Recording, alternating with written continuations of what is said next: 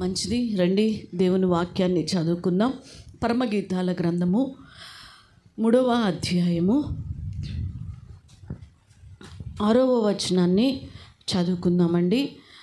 పరమగీతాల గ్రంథం 3వ అధ్యాయము 6వ వచనాన్ని చదువుకుందాం.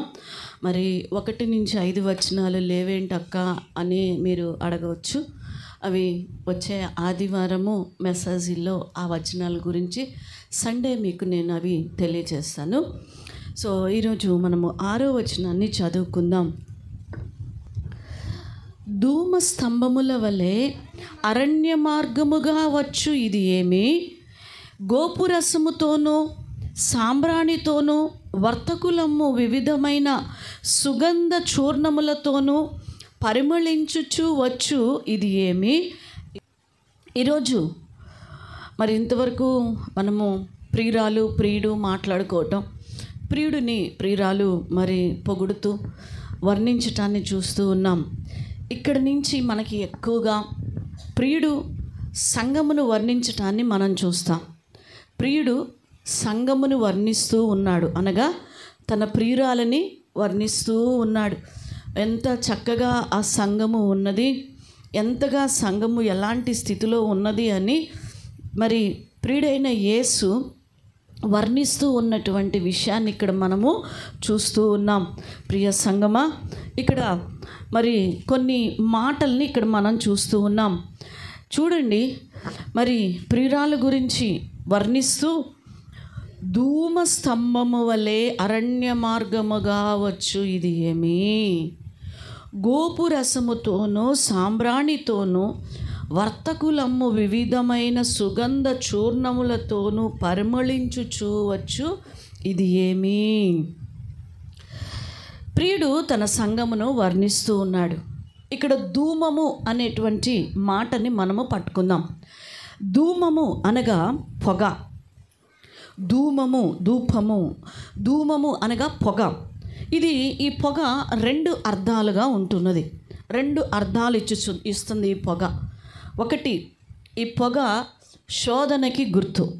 దేనికండి? శోధనకి. ధూమము అంటే పొగ. ఈ పొగ 2 అర్థాలను ఇస్తూ ఉన్నది. ఒకటి, శోధనకి గుర్తు. 2, ప్రార్థనకి గుర్తుగా ఉంది. దేనికి గుర్తండి? ప్రార్థనకి గుర్తుగా ఉన్నది. అవును, అరణ్యము అని మనం చూస్తున్నాం ఇక్కడ కదా. అరణ్యము లోకానికి, సమస్యలకి గుర్తుగా మనం చూస్తున్నాం. దేనికండి? లోకమునకు, సమస్యలకు గుర్తుగా ఉన్నది. అవును, మరి ఈ యొక్క పొగ, శోధన పొగ అంటే మనము ఆదికాండంలో చూస్తాం. 19వ అధ్యాయంలో 28వ వచనములో ఇక్కడ ఒక ఘోష, శోధన పొగ ఇక్కడ మనం చూస్తాం. చదవండి, ఆదికాండము 19వ అధ్యాయము 28వ వచనాన్ని చదువుకుందాం. సొదొమ గొమొర్రాల తట్టును చూడగా అదిగో ఆ దేశపు పొగ, ఆ ప్రదేశపు పొగ ఎలా లెగుస్తుందంట? ఆవము పొగ వలె లెగుచుచున్నది, ఆకాశమునకు అంటెను. సొదొమ గొమొర్రాల యొక్క పొగ ఆకాశమున అంటెను. ఏం పొగ అది? ఆ పట్టణం ఏమైపోతుంది? నాశనం అయిపోతుంది. సొదొమ గొమొర్రా పొగ. ధూమము, సంఘము ఎలాగుండాలంటే ధూమము అనగా ప్రార్థన పొగగా ఉండాలి. కానీ ఇలాంటి శోధన పొగగా నీవు ఉండకూడదు. నీ కుటుంబంలోనికి శోధనలు వచ్చే విధముగా, నీ జీవితంలో పాపం వలన వచ్చేటువంటి పొగగా ఉండకూడదు. సొదొమ గొమొర్రా ప్రజలు భయంకరమైనటువంటి పాపములో వారు ఉన్నారు. వారు పురుషులు పాపము చేయుచు దేవునికి వ్యతిరేకముగా జీవించుచు ఉన్నటువంటి వారు. అందుకే దేవుని కోపము, ఉగ్రత ఆ పట్టణము మీదకి వెళ్ళిపోయింది. ఆ సొదొమ గొమొర్రా ప్రజల మీదకి వెళ్ళిపోయింది. అగ్నితో దాన్ని దహించి వేసినాడు. ఆ పొగ ధూపము వలె. అది శోధన, దేవుని కోపం వచ్చేసింది. అది శోధన పొగ. మరో విధమైన పొగ ప్రార్థన. ప్రార్థన ఏంటిది? అది ప్రార్థన. మన ప్రార్థన ధూపము వలె ఆయన సన్నిధికి చేరాలి అంట. ఎలా వెళ్ళిపోవాలి? ధూపము వలె ఆయన సన్నిధికి వెళ్ళిపోవాలి. మరి ఈరోజు ఏ పొగ నీవు సంఘము కలిగి ఉన్నదో ఒక్కసారి పరిశీలన చేసుకోనండి. ఈరోజు ప్రార్థన పొగ నీ ఇంట్లో ఉండాలి, కానీ తగాదులు పెట్టేటువంటి పొగలు నీ జీవితంలో ఉండకూడదు. కొంతమంది పొమ్మన లేక ఏం పెడతారంట? పొగ పెడతారంట. ఏం చెప్పాలి అర్థం కాక పొగ పెట్టేస్తారు పొమ్మన లేక, అంటే సిచ్చు పెడతారనమాట. సంతోషంగా ఉంటే ఓర్చుకోలేరనమాట. పొగ పెట్టేస్తూ ఉంటారు. కొంతమందికి ఎప్పుడు కూడా బాధ పెట్టే బుద్ధి మనుషులను. సంతోషంగా దేవుల్లో ఉంటూ ఉన్నప్పుడు బాధ పెట్టేస్తూ ఉంటారు. అపవాది బుద్ధి అది. సాతాను కూడా ఓర్చుకోలేడు. యోబు సంతోషంగా ఆనందంగా దేవునికి ప్రతిరోజు ధూపం వేస్తూ, ప్రార్థనా ధూపం వేస్తూ, పిల్లలతోటి భార్యతోటి కుటుంబంలో నీతి కలిగి యథార్థంగా చక్కగా జీవిస్తూ సంతోషంగా ఉంటే దేవుడు ఆనందిస్తున్నాడు తన కుమారుణ్ణి చూసి. కానీ ఎవరు ఓర్చుకోలేకపోయారు? అపవాది ఓర్చుకోలేకపోయాడు. వాడు తట్టుకోలేడు మనం పరిచర్య చేస్తుంటే. అందుకు ఎవరో ఒకళ్ళని లేపుతాడు, ప్రార్థన చేసుకునే వాళ్ళే లేపుతాడు నీకు పొగ పెట్టడానికి. ఈ పొగ ప్రార్థన పొగ కాదు, ఇది నీ భక్తిని చెడగొట్టే పొగ, నాశన పొగ. ఎట్లా చెడగొడదాం, ఏ మాట చెబుదాం, ఏ పుల్లేద్దాం. ఇక్కడికి వెళ్ళిపోయి బాగా ఎదుగుతున్నారు, ఇక్కడికి వెళ్తే వాక్యం ఇదిగా మాట్లాడుతున్నారు అంటే వీళ్ళకి ఆ మాటలు నొచ్చుకుంటున్నాయి అంటే వీళ్ళు ఆశీర్వదించబడుతున్నట్టే. ఈ మాట గుచ్చుకుంది అంటే వీళ్ళకి హృదయంలోకి దేవుని వాక్యం వెళుతుంది కాబట్టి వీళ్ళని చెడగొట్టాలి. అయితే ఆ మాటని తప్పుగా పుట్టించేస్తూ ఉంటారు. నిన్ను కూడా అంతే. కుటుంబంలో వర్ధిల్లుతూ ఉంటే నీ కుటుంబంతో చిచ్చులు పెట్టేస్తుంటారు, పొగ పెట్టేస్తారు. నీ కుటుంబంలో భార్య భర్తల మధ్య పొగ పెట్టేస్తారు. ఈరోజు సేవకుల మధ్య కూడా పొగ పెట్టేవాళ్ళు చాలామంది ఉంటూ ఉంటారు. పరిచర్య చేస్తూ ఉంటే, జరుగుతూ ఉంటే ఓర్చుకోలేని వాళ్ళు ఎంతోమంది మనకు కనిపిస్తూ ఉంటారు. వారిని ఎప్పుడు కూడా బాధ పెడుతూ ఉంటారు. హన్నాని పెనిన్నా ఎప్పుడు ఏం చేస్తూ ఉందంట? బాధ పెడుతుంది. పిల్లలు లేకపోయినా కూడా చూడు ఈయన ఎంత ప్రేమిస్తున్నాడో ఆమెని. నాకు చెందాల్సిన ప్రేమ నేను కదా పిల్లల్ని కన్నాను, నన్ను ప్రేమించకుండా పిల్లల్ని కనిచ్చిన నన్ను ప్రేమించకుండా చూడు ఎట్ట ప్రేమిస్తున్నాడు, ఎట్టబ్బా ఆమెతో చూడు ఎంత ప్రేమగా మాట్లాడుతున్నాడు అని ఆమెను ఏం చేస్తూ వచ్చింది? పాపం బాధ పెడతా వచ్చింది హన్నాని. ఈరోజు ఒక దేవుని బిడ్డగా ఎవరిని నువ్వు బాధ పెట్టొద్దు, శోధనకి గురి కావద్దు. ప్రార్థన పొగ నీ జీవితంలో ఉండాలి. ప్రార్థన పొగ. అక్కడ మరో మాట మనం చదువుతూ ఉన్నాం. ధూమ స్తంభముల వల్లే. ఇదేంటిదంట? ధూమ స్తంభము అంటే ప్రార్థనా స్తంభము. ఏంటిది? ధూమము అంటే ఇప్పుడు ఏం చెప్పాను నేను మీకు? అది ప్రార్థనకి గుర్తు. పొగ దేనికి గుర్తు అన్నాను? ప్రార్థనకి గుర్తు. ప్రార్థన మనది పొగ. ధూపము వలె దేవుని సన్నిధికి ధూమం వెళ్ళాలి. ఇక్కడ ఏ స్తంభం వలె ఉందంట? సంఘం ధూమ స్తంభము. అవును, ప్రార్థనా స్తంభము వంటిది యొక్క మరి ధూమ స్తంభము అంటే ప్రార్థన అనేది ఒక స్తంభము వంటిది నీ జీవితంలో. స్తంభం ఎలా ఉంటుంది చెప్పండి? ఒక పిల్లర్ కదా, స్తంభాలు అన్నీ పిల్లర్స్ అంటాం. పిల్లర్స్ లేకుండా ఈ రోజుల్లో ఎవరైనా ఇల్లు కడుతున్నారా? పూర్వదినాల్లో ఎలా కట్టేవాళ్ళు అంటే కింద బాగా తవ్వి కొంచెం లోతుగా రాళ్ళు గీళ్ళు వేసి కట్టి పైన గోడలు కట్టేవాళ్ళు. కానీ ఇప్పుడు కట్టే ప్రతి ఇల్లు ఎట్లా, ఒక చిన్న రేకుల షెడ్ అయినా కానివ్వండి, ఏం వేసుకుంటున్నారు? పిల్లర్స్ వేసుకుంటున్నారు, స్తంభాలు. అది లేకుండా చెయ్యట్లేదు. ఆ ఫౌండేషన్ వేసేస్తున్నారు, పిల్లర్స్ వేసేస్తున్నారు. డబ్బులు ఉన్నప్పుడు కావాలంటే స్లాబ్ పోసుకుందాంలే అనుకుంటున్నారు, రేకులు వేసేసుకుంటారు. అంటే ఈ పిల్లర్ అనేది, ఈ స్తంభం అనేది అనగా ప్రార్థన ఒక స్తంభము వంటిది నీ జీవితానికి. అది స్తంభం ఎలా ఉంటుందంటే చాలా ఎత్తుగా ఉంటుంది, బలంగా ఉంటుంది. అది చాలా స్థిరమైనటువంటిది, కదల్చలేము దాన్ని. చిన్న గోడ కొట్టి టప్పుని పడగొడతాం, కానీ పిల్లర్ పగల కొట్టాలంటే చాలా కష్టం, చాలా స్థిరంగా ఉంటుంది. మరి అది మొత్తము భారాన్ని ఏం చేస్తూ ఉంటుంది? మోస్తుంది, భారాన్ని మోసిద్ది. అదే ఆధారము. వాస్తవంగా చెప్పాలంటే అది ఆధారము. అది కదలనిది. ఏమవుతుంది? అది కదలనిది, కదలనటువంటిది. ప్రియమైన దేవుని బిడ్డలారా, ఆ స్తంభాలు తెల్లగా ఉంటుంది కదా, పోస్తాం వాటితోటి కదా. పొగ ఎలా ఉంటుంది? తెల్లగా ఉంటుంది, తెల్లగా ఉంటుంది. ప్రార్థనలో మహిమ ఉన్నది. హల్లెలూయా. ఏమున్నదండి? తెలుపు. దేనికి? మహిమ. ఈరోజు ప్రార్థన నువ్వు నిలబడటానికి, నువ్వు జయించటానికి, బలముగా ఉండడానికి, స్థిరముగా ఉండడానికి, అనేకుల భారములను నువ్వు మొయ్యటానికి నీకు శక్తినిచ్చేది, ప్రతి శోధనను జయించి నిలవబెట్టేది ఏంటి అంటే ప్రార్థన. హల్లెలూయా. అది దానియేలును నిలవపెట్టింది.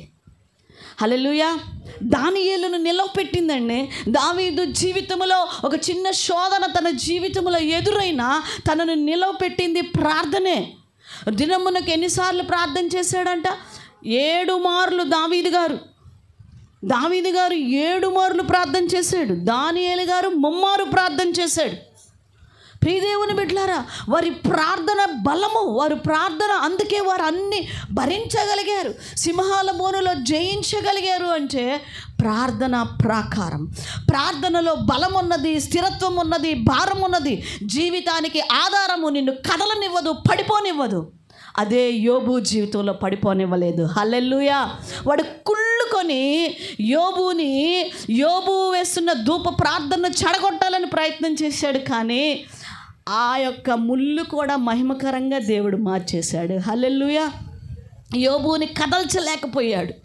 యోబు భక్తిని, ప్రార్థనని, విశ్వాసాన్ని, యోబులో ఉన్నటువంటి నీతిని, యథార్థతను తీసివేయలేకపోయాడు వాడు. ప్రియ సంగమా, ఈరోజు మన జీవితానికి పరిశుద్ధత, నిన్ను లోకంలోనికి నడిపించేది ఏంటి అంటే ప్రార్థన, పరిశుద్ధతతో కూడిన ప్రార్థన జీవితము నిన్ను ధైర్యంగా ప్రతిదీ మనం ఎంతమంది అయినా అవమానించనివ్వండి, ఎంతమంది అయినా మనల్ని అవమానించనివ్వండి, ఎంతమంది అయినా మనల్ని నిర్లక్ష్యపరచవచ్చు, హీనంగా చూడవచ్చు. వాళ్ళ దృష్టిలో మనము విలువైన వారము కాకపోవచ్చు. ఒకప్పుడు నువ్వు చేసిన పొరపాట్లను, ఒకప్పుడు నువ్వు జీవించినటువంటి లోపములనే ప్రతిసారి గుర్తు తెచ్చుకుంటూ ఎత్తిపడుస్తూ ఉన్నారేమో నిన్ను. అవే నీ జీవితంలో వారు చూపిస్తూ ఉన్నారేమో. పర్వాలేదు, దేవునికి స్తోత్రం చెప్పండి. హల్లెలూయా. ఎందుకంటే నీ ప్రార్థన మహిమగా మారిపోతూ ఉన్నది. హల్లెలూయా. యోబు వలె గొప్ప జయమును మనము 2 ఆశీర్వాదాన్ని పొందుకోబోతూ ఉన్నాం ఈ ప్రార్థన ద్వారా అని దేవుని యొక్క వాక్యం మనకి సెలవిస్తూ ఉన్నది. ప్రియ సంగమా, ధూమస్తంభము లోకము అరణ్యం అనేటువంటి లోకాన్ని, సమస్యలను నీవు జయిస్తూ ఉండాలి అంటే ఈ ధూమ స్తంభముగా నువ్వు నిలబడాలి. ప్రార్థన స్తంభముగా ఉండాలి. ప్రార్థన అనగా పొగ తెల్లగా ఉంటుంది. ఆ తెలుపు మహిమకి కారణముగా మనము చూస్తూ ఉన్నాం. నీ ప్రార్థన మహిమలోకానికి నిన్ను తీసుకువెళుతుంది. అనేకులకు దేవునికి మహిమ తెచ్చే విధముగా నీ జీవితాన్ని నడిపించేది ప్రార్థన సహోదరి. అంతేకాదు, అక్కడ మరి చెప్తూ ఉన్నాడు, ఆ యొక్క ప్రియుడు పొగుడుతూ ఉన్నాడు. ఇంకా ఎలాగున్నదంటండి? గోపురసముతోనూ. దేనితో ఏమి అంత ఎలా ఉందంట సంఘం? ప్రియురాలు, గోపురసము చేదుగా ఉంటుంది. ఏంటంటే ఎలా ఉంటుంది? చేదుగా ఉంటుంది. ఇది అనగా శ్రమలకి గుర్తు. శ్రమలు అనుభవించుచు కూడా మనం ఎక్కడికి వెళ్ళాలంట? పరలోకానికి రావాలి. ఎన్ని శ్రమలు యోబుకు వచ్చినా ఆ ధూపాన్ని విడిచిపెట్టల, ఆ దేవుణ్ణి మహిమపరచడం విడిచిపెట్టల. ఈరోజు అది నువ్వు విడిచిపెట్టకుండా ఉంటే ఈ చేదు అనుభవాలు, ఈ శ్రమ అనుభవాలు నిన్ను పరలోకానికి చేరుస్తాయి. హల్లెలూయా. ప్రియ సంగమా, ఈరోజు ప్రియుడు నిన్ను చూసి ఆనందిస్తున్నాడు. ప్రభువు కొరకు నువ్వు పడుతున్న నిందలు, అవమానాలని చూసి ప్రియుడు ఆనందిస్తూ ఉన్నాడు. నా బిడ్డ చూడు, నా బిడ్డ, ఈరోజు యోబు గురించి చెప్పినట్లుగా, ఆ దినాల్లో యోబు గురించి చెప్పినట్లు ఈరోజు నీ గురించి ప్రభువు చెప్తూ ఉన్నాడు. హల్లెలూయా. నీ గురించి చెప్తున్నాడు. నా బిడ్డ, నా కోసం ఎంత కష్టపడి వస్తుందో చూడు, నాతో గడపాలని ఎలా వస్తుందో చూడు, పరిగెత్తుకుంటూ నాతో గడపడానికి ఎన్ని కష్టాలు పడి వస్తుంది, వాళ్ళ చేత తిట్లు తిని వస్తూ ఉన్నది, వాళ్ళ చేత అవమానాలు పడి వస్తూ ఉన్నది అని ప్రియుడు నిన్ను చూస్తూ ఉన్నాడు. సంగమా, ఈరోజు నీ యొక్క వేదనను కూడా చూస్తూ ఉన్నాడు. నీ జీవితంలో శ్రమానుభవము ఉన్న ఉన్నతమైనటువంటి మహిమలోనికి నిన్ను నడిపిస్తుంది అని గుర్తుపెట్టుకోండి. ఈ శ్రమ అనుభవం అనేది మన జీవితంలో ఆశీర్వాదాన్ని ఇస్తున్నది, మహిమలోనికి నడిపిస్తున్నది. ఇంకా దేంతో పోలుస్తున్నాడండి? సాంబ్రాణి. దేంతోటంట? సాంబ్రాణి. ఇది సువాసన గలది సాంబ్రాణి కదండి, సువాసన ఇస్తుంది సాంబ్రాణి. ఇది కూడా పొగ వస్తుంది, స్మెల్. కానీ అదేమొస్తుందంట? మంచి స్మెల్ వస్తుంది కదా. అప్పుడప్పుడు రూములు కూడా మనం ఏదన్నా కొంచెం దోమలు అలా ఉన్నప్పుడు, నేనైతే నా మటుకైతే సాంబ్రాణి స్టిక్స్ ఉంటాయి కాబట్టి ఆ స్టిక్స్ తెచ్చి పెట్టుకుంటాం. ఆ ధూపం, ఆ పొగకి ఇల్లంతా మంచి స్మెల్ వస్తూ ఉంటుంది. కొంచెం దోమలు ఉన్నా కూడా అది పోతూ ఉంటుంటాయి అన్నమాట. సో అంటే పాత నిబంధన యాజకులు దీనిని అతి పరిశుద్ధ స్థలములో ధూప వేదికల్లో ఏం చేసేవాళ్ళంట? సాంబ్రాణిని వేసేవారు. అది కూడా ప్రార్థనకి గుర్తుగా ఉన్నది. ప్రార్థనా పరులు ఆయనకు ఇష్టలు. ఈరోజంతా ఈ ధూమ వర్ణమును వర్ణించుటనగా ప్రార్థన. ప్రియ సంగమ, ప్రభువు జన్మించినప్పుడు కూడా జ్ఞానులు ఆయనకు బహుమతిగా ఏం తెచ్చిచ్చారు? సాంబ్రాణిని తెచ్చిచ్చారు. ఇది యాజకత్వానికి గుర్తుగా కూడా ఉన్నదండి. ఈ సాంబ్రాణి ఎలా దేనికి గుర్తుగా ఉన్నది?